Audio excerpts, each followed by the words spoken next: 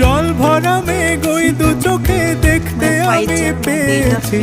একলা মনে নির্জনেতে তোমার ছবি এঁকেছি, নাম রেখেছি বনলতা যখন দেখেছি।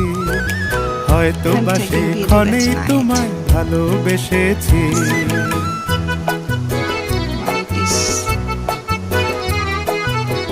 বনলতা কথা হয়ো না গো কুণ্ঠিতা, বনলতা কথা হয়ো না গো কুণ্ঠিতা।